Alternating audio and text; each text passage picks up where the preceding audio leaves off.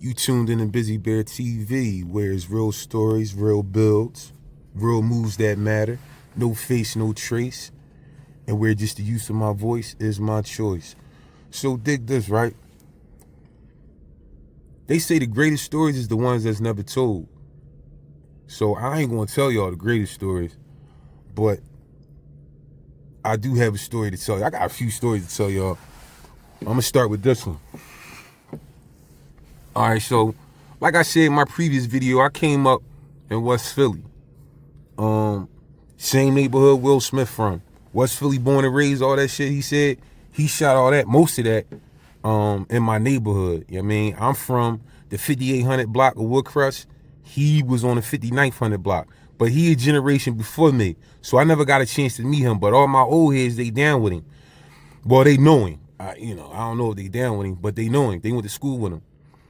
Now, I got a couple old heads that I used to do work with. So coming up in my neighborhood, the first thing that I did in regards to like some street work, I was a trapper. I was a hustler. The old heads used to use me because I was a big young boy and I look like an adult, but I'm really like only 14. And a lot of times when a block get raided, they take me down 55th and Pine, and I just wait for my dad to come get me. That happened many a times. But one of the old heads that I used to be with, I ain't gonna say his name, but he know who he is. It used to be me, him, and my old head Scanman. They call him Sandman, rest in peace. They call him Sandman, but I used to call him Scanman, long live Scanman. You know what I mean? I'm gonna get into that story another time. But this particular story is about us, the three amigos. I'm the big young boy out the group. So, the one old head, whose name I'm not gonna say, he had just came home. Actually, both of my old heads just came home. Scanman and my other homie, the one who name I'm keeping from y'all. So we just linked up, whatever. And our profession was taking money. Like that's what we did. We took money. Now let me tell you something unique about my neighborhood before I continue this story. Winfield is in West Philly. It's considered the suburbs. And to be honest with you, when me and my folks moved from Bartram Village to Winfield in like 88, 89, I think it was, that's exactly what it looked like to me. It looked like the suburbs. You still had Jews in the neighborhood walking up and down the street after they eat their meal, walking right past your door, like right past outside your door. You know what I mean? It was a very mixed community at that time in the 80s. But then a lot of drug use set in, and with drug use, a lot of crime set in. But this is the thing. With my neighborhood, we was sort of seen, because we were seen as the suburban guys, suburban kids, a lot of people from different parts of the city, they overlooked us. You know what I'm saying? They overlooked us in regards to like any type of action or any type of street shit. They overlooked us, which actually worked out in our favor. You know what I mean? Because we was able to get into places without people having to look twice. You know what I'm saying? Somebody from another part of the city, like if you from down certain parts of the bottom, or you from down, particular area out North Philly or wherever else, you might get looked at a couple times like, oh, what are you doing here? You know what I'm saying? We ain't ever get them looks. You know what I'm saying? Oh, that's just the Winfield. Oh, that's them 58th Street niggas. You know what I'm saying? That's perfect, because that's right where we need you. So we ended up taking our show on the road. We went to North Philly. As a matter of fact, for the sake of this story, let me see. What am I gonna call this old head? I'm gonna call this old head Ruger. This old head that I'm not gonna say his name, his name is Ruger, right? So it's me, Ruger, and Scanman. Now, a lot of the times, the jobs that we had, They was already pre-planned. So we would either plan it a couple days before, or it might be like a week before. It depends on how big the job is. You know what I mean? So my crib was the headquarters at the time.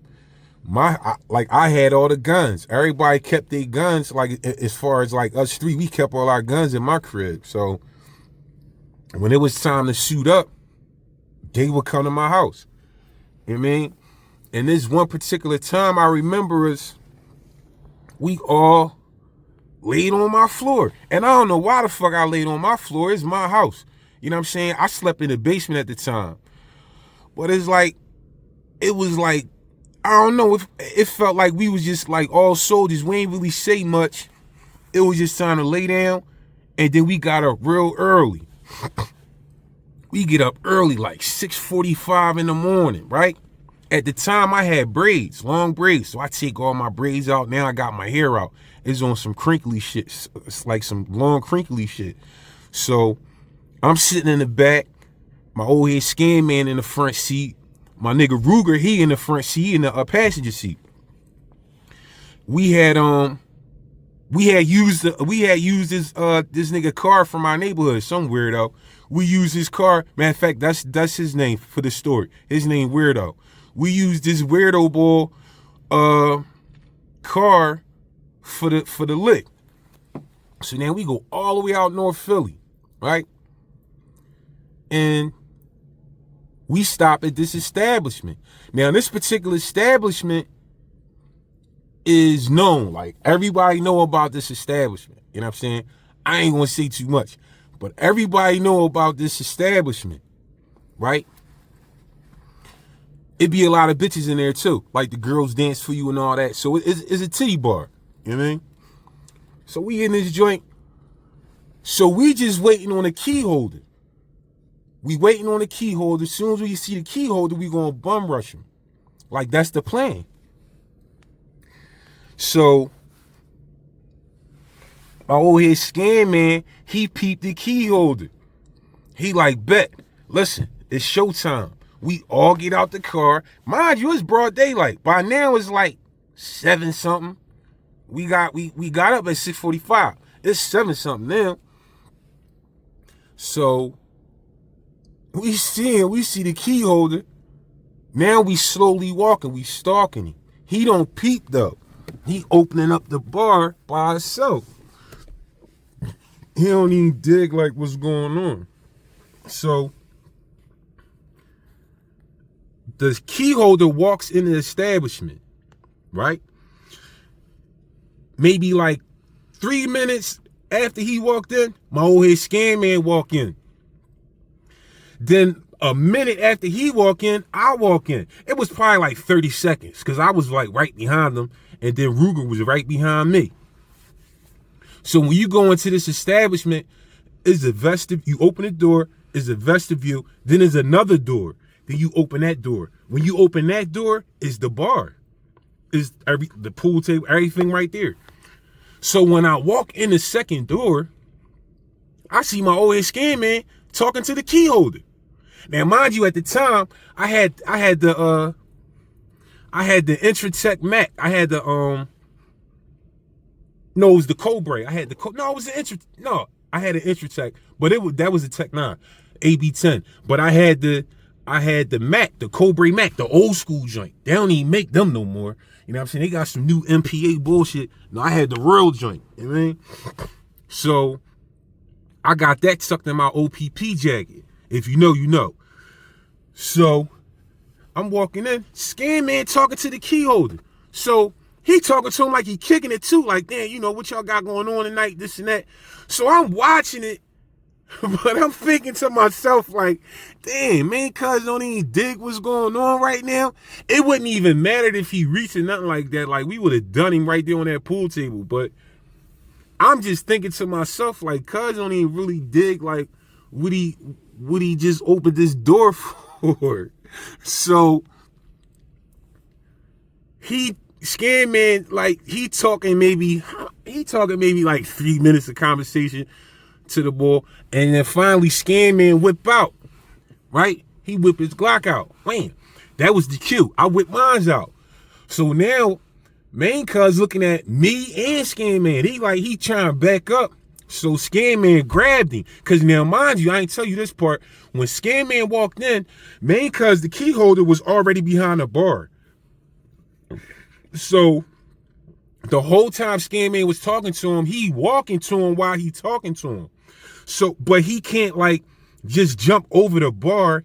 He gotta like walk close enough to the table where he could just grab the key holder and keep him there. Like hold him there until he get on the other side of the bar. So that's what he did. He whip out, he grabbed the key holder. I whip out, I go around the bar, I grab the key holder from the back. Now, I guess Ruger must have heard that from the vestibule, because he was like in between outside and the vestibule. Like he was our eyes outside. So now he inside with us. So we all three of us, we take the key holder to the office, to his office. So we go in the office. Main cuz got all this liquor back there, and he got two big ass safes, right? A small one, he got a big one and a small one. So me, mind you, I'm still young, I'm a kid. So I'm grabbing shit that I'm just grabbing shit that ain't nailed down. I'm grabbing bottles of cognac. I grabbed a couple of what's them metal detectors. I'm grabbing all kinds of bullshit because I know that we eventually gonna get in this safe. At least that's what I'm thinking, right? I'm thinking money, but I'm also being greedy too. So while I'm grabbing the bottles and all that, I see they working on him. And by working on him, I'm talking about it's blood all over the wall. It's so much blood in there. They taking the duct tape, they trying to wrap him. He's slipping out the duct tape. So my old head Scan Man turned around and say, Buck, come over here, like grab me. So I go over there, I hit him, wham, he fall, right? He slide right down the wall. When he slid down the wall, that gave me and Ruger just enough time to keep like wrapping him up. We wrapping him. Scan Man in the kitchen area grabbing a trash bag. So he come back to the room with us with the trash bag. He throw the trash bag over the small safe. Cause the big safe, I think, was bolted down. And they was punching on him like that because he wouldn't open up the safe. So that like frustrated niggas. So we, plan B. Put this dumbass bag over top of this safe, scoop the safe, put the safe in the bag, and then we out of there, right? Well, that's what happened. Now, because the key holder, he was a soldier too. I ain't gonna hold you. Whoever the fuck you was, like whoever you, and if he's still around, you a real live soldier. Because he was wrapped like a mummy.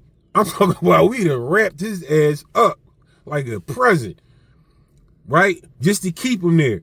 Then we put everything in the bag. We put the safe and everything in the bag. Of course, I'm the big young boy, so I'm the strongest out of everybody.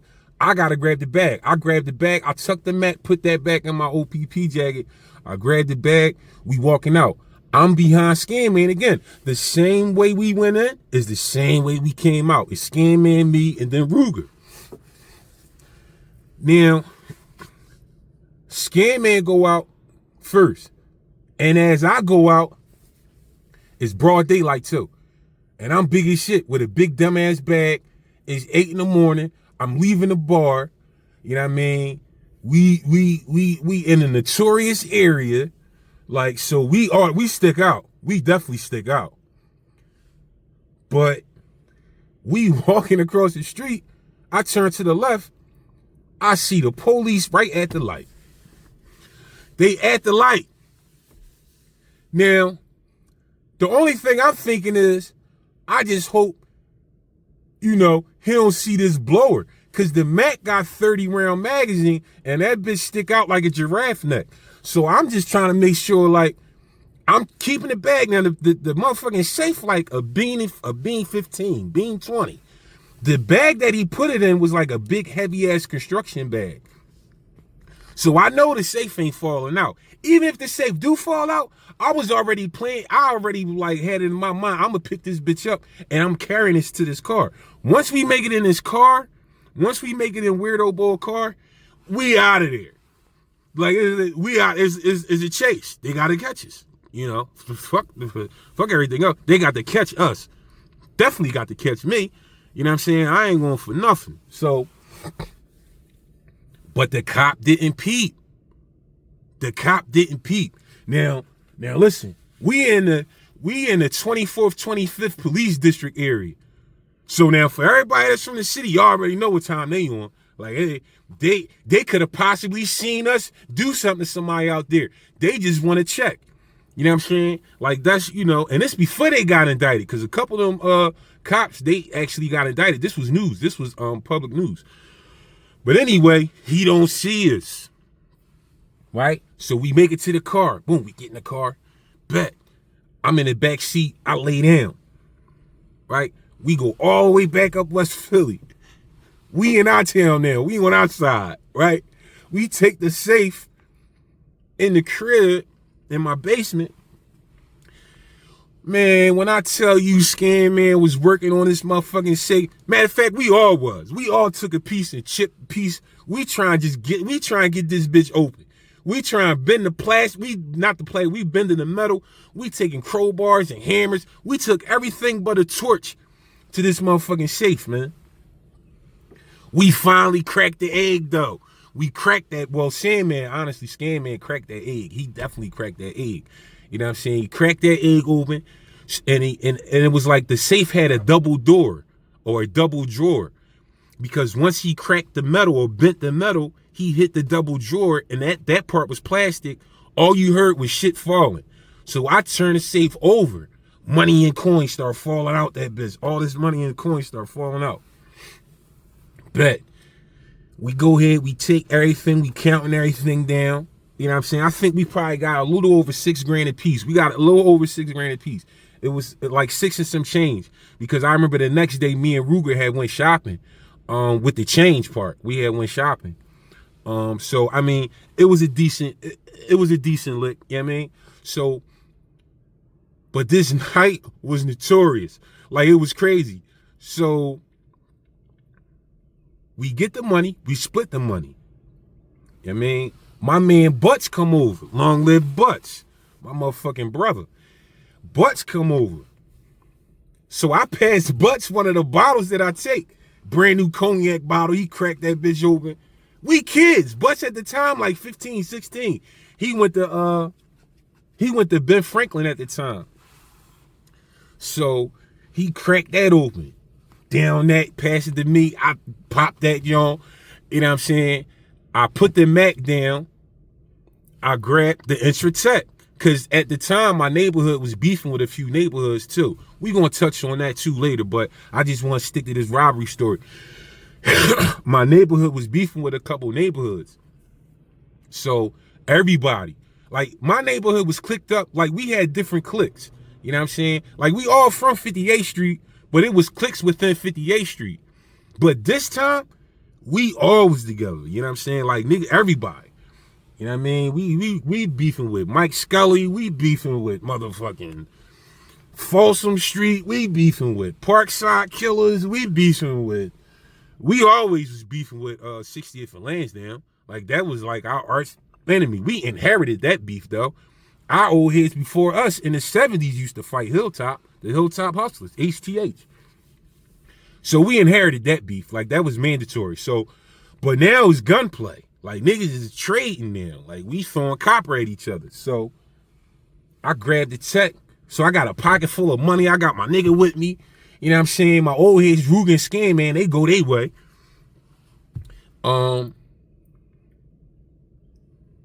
Was that the same night? Because I'm trying to think, was it all the same night? Yeah, damn, that's crazy. What I'm about to tell y'all all happened the same night. So my man Butts, me and him, we drunk. We drunk, we high, we feeling ourselves, right? So we going outside, we walk in our neighborhood. Boom, we walk down to my homie Ruger block. So Ruger come outside. He still got the key to Weirdo Boy car, but now Weirdo Boy outside. Now he low key pressing Ruger like, damn, I know y'all got something. Like, what's up, man? So Ruger like, yo, we ain't even get nothing. Like, we grabbed the safe, but it wasn't nothing in there. You know what I mean? He don't even dig. Like, we got like 20-some thousand, but you know, fuck that nigga. You know, that's how I was. Like, nigga, you ain't even, what the fuck, you ain't getting a piece of nothing. So he get in the car. So now we about to take a trip, right? We about to take a trip. We all get in the car. Ruger driving, because he want to go, I think, a 47th and Chestnut. He had a bitch around there. You know what I mean? He wanted to drive up. Niggas feeling themselves. We got a pocket full of money. You know what I'm saying? Like, niggas is feeling themselves at the time. And matter of fact, this, because earlier I said that the next day we went shopping, this wasn't that story. This was another time. I'm telling you, like, me, Ruger, and Scan Man done did so much shit together. When I say we was on tour, we was on tour. You know what I'm saying? Like, and it was just like that. But anyway, back to this story. So, Ruger driving. I'm in the back seat with, no, I'm in the front seat. I'm in the passenger seat. My man Butts in the back. He in the back with Weirdo Boy. It's Weirdo Boy car. He in the back seat. We all chilling up. So boom, we get to where we going. Ruger get out the car. He like, yeah, I'ma holler at y'all. I'm like, all right, bet. Dap him up. He leave. So Weirdo Boy in the back, he like, damn, which one of y'all want to drive? Cause like he lit too though. I don't know what he had, but he lit though. Cause he leaned all the way back in the back seat. And at the time he had like a 92 Cougar. I don't know if y'all know what they is, but this joint was definitely fast though. It was a coupe. It was a two-door. But it was a Husky two-door.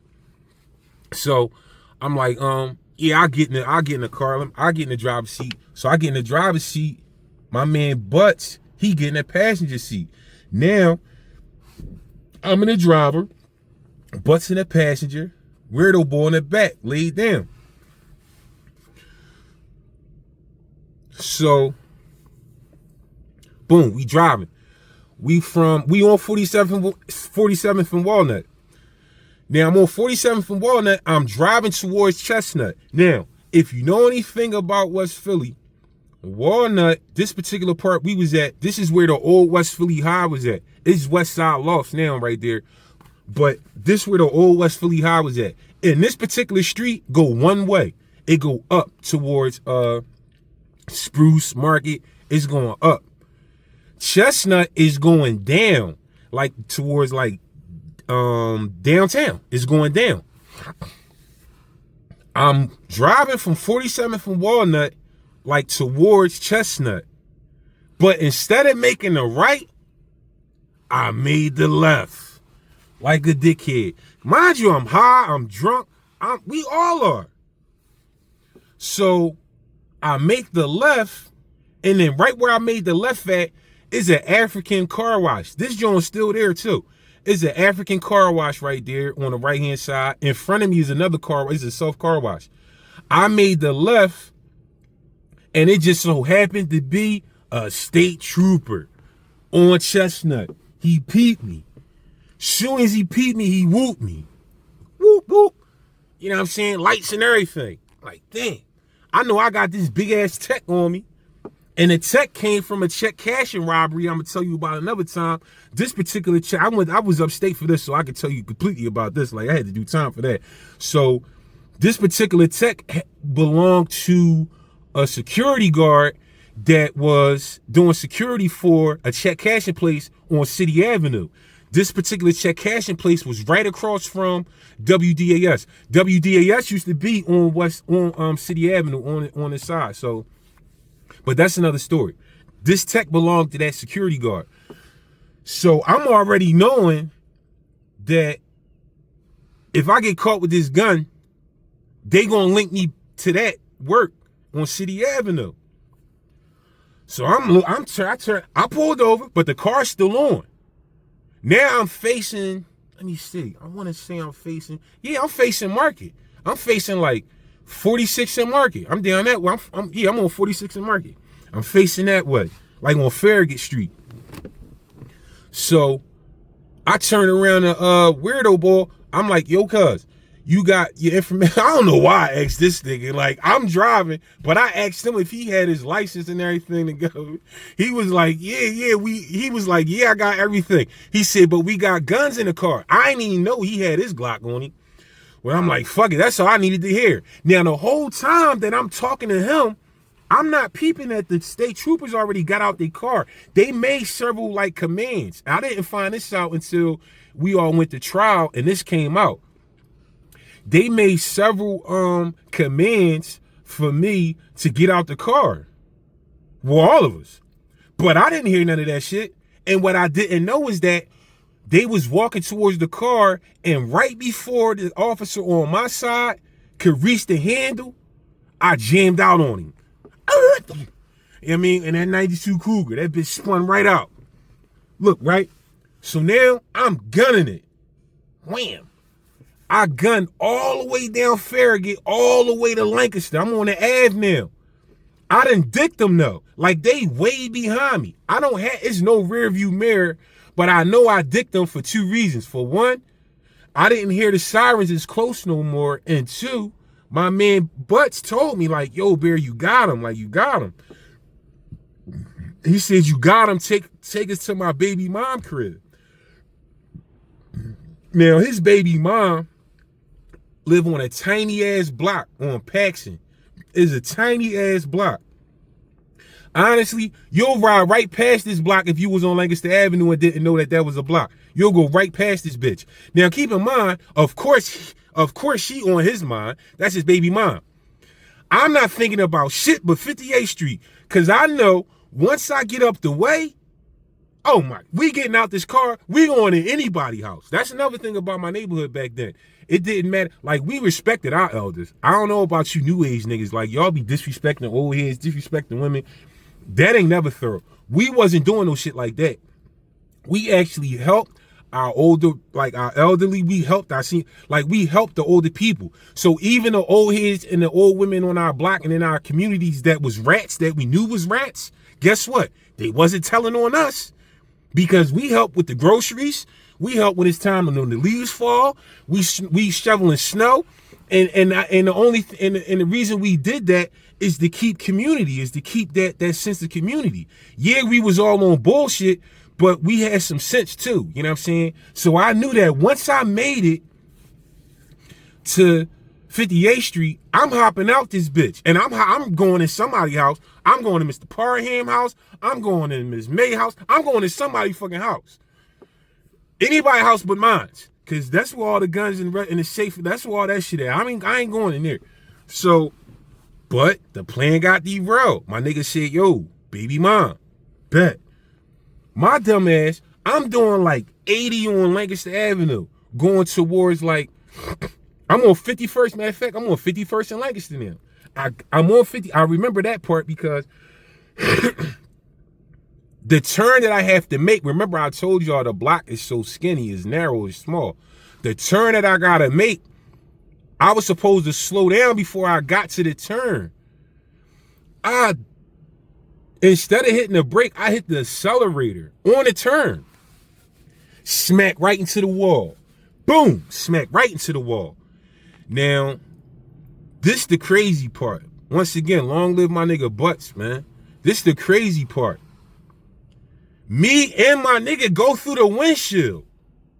The car, as soon as now this part, once again, I found all this out in trial. Because according to the EMS people, they told me that my heart stopped twice. They had to defibrillate me twice. So I died twice. I died twice behind that I died twice in the ambulance. I don't remember like what happened after I crashed. The part I'm about to tell y'all is what the cops said happened after I, crashed during their testimony. So I crashed into the wall. Boom. Soon as the impact caused the car to catch on fire, the front end, me and my nigga Butts, we go through the windshield, right? They said the only thing that kept me from going completely through is because I was the driver, the steering wheel pulled me back in. So that's how, because I got pins on my hip now. I broke my hip due to this. Knocked my front 2 teeth out, and I split my forehead open, right? But my nigga, he went through the joint, and they told me that the transmission, or not the transmission, but some part of the front end of the car had came through the car and crushed his chest. And he had, like, his legs was broke. It was bad, man. I couldn't even see my nigga. I couldn't even, like, I ain't go to the funeral, but I remember this part. When we got in the hospital, after they, resuscitated me and did all that, they had me and my nigga on the bed together. It was a metal table. When I came to, I see everybody like in scrubs and masks on and shit like that. And they took us to Temple too, by the way. Was it Temple?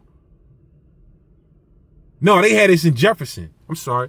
They had us in Jefferson. I went to Temple later after that to get a blood transfusion, but they had us in Temple. So I wake up, I see, scrubs. And then I see my leg in the air, and I see this lady with a rubber mallet hammering a big ass, like, nail, screw, or whatever, bolt through my leg. So I look at her, she look at me, she stopped. Then I turned to the left. They had my nigga Butts right next to me. I seen his whole brain, man. I seen my nigga brain. It was gray. His head was open, and I see his brain, right? I knew it was over. So I guess after the lady peeped that I was woke or conscious, she must have, like, said something to the anesthesiologist, because once I seen my nigga head like that, I went right out, man. When I woke up again, I was handcuffed to a table. I was handcuffed to the bed. I'm handcuffed to the hospital bed. I got my right leg in the air. They had to position my leg to do surgery on my hip, because when I broke my hip hip bone had separated from my the femur. Like, they had to reposition that so the surgeon can come in and reattach it. And it was a cop sitting in there right next to me, like on the bedside, right on my right hand side. Shit was on the news. I'm waking up. I see my sister on the news. I see the little bitch that I was humping on at the time. She on the news. Like, they charged me with all this crazy shit. They actually first charged me with murder. I'm like, who the fuck did I kill? I'm thinking I hit somebody else, but they was charging me with my man, like, death. So it was crazy, man. The magistrate came in, some short guy with glasses. My dad was in there, my mom was in there.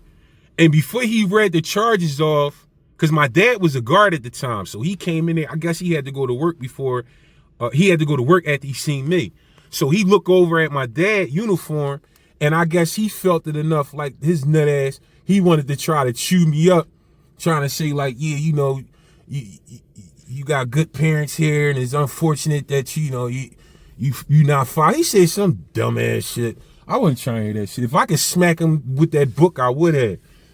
But he read off all these charges. They said murder. It was it was murder. It was something murder. Either third or murder. It was something like that. Armed robbery, handgun possession, like all this shit. When they when they charge you with something, they usually, like, read off a litany of charges. It'd be like 30 charges that they give you. But by the time you going for arraignment and shit like that, that shit'd get chopped down to a strong 6, 7. You know what I mean? Or maybe even a strong 3. But whatever stay, that's the ones that they really try and lock you in on. You know what I mean? So I ain't had no bail. That was out. I couldn't go nowhere. That's why they got me linked to this fucking bed. Like I was going somewhere anyway. My right leg already in the air, and it's attached to this wire harness, like this metal wire harness, to keep my leg up. You know what I mean? I got a catheter in my dick. Like, this shit was crazy, man. My braids was matted down. I got glass all in my braids. Like a day after time, like during the days, I'm feeling on my face because there wasn't no mirror in there. So I'm feeling on my face. I feel I don't have no teeth. I feel a long ass gash on my forehead. My hospital phone going off. My nigga butt sister called me, Holly. She wanted to make sure everything was solid. You know what I'm saying? I was just on the time like, listen, man, you know, she knows though, like we all family. You know what I'm saying? So I was just I'm upset, like, fuck me at that time. I'm like, damn, my nigga, like, what the fuck?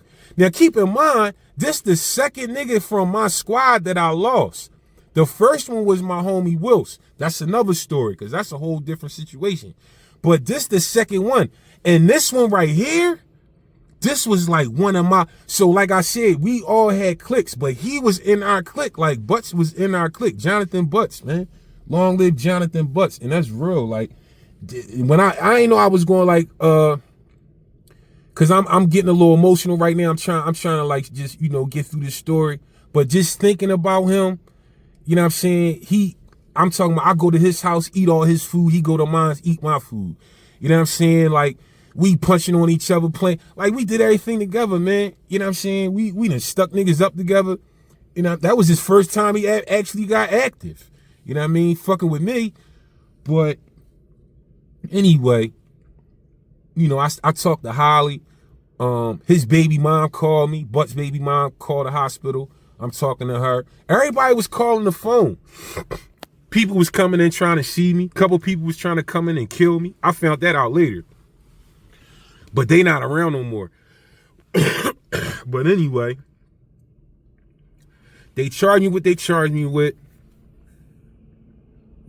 They do everything, officiate everything in the hospital.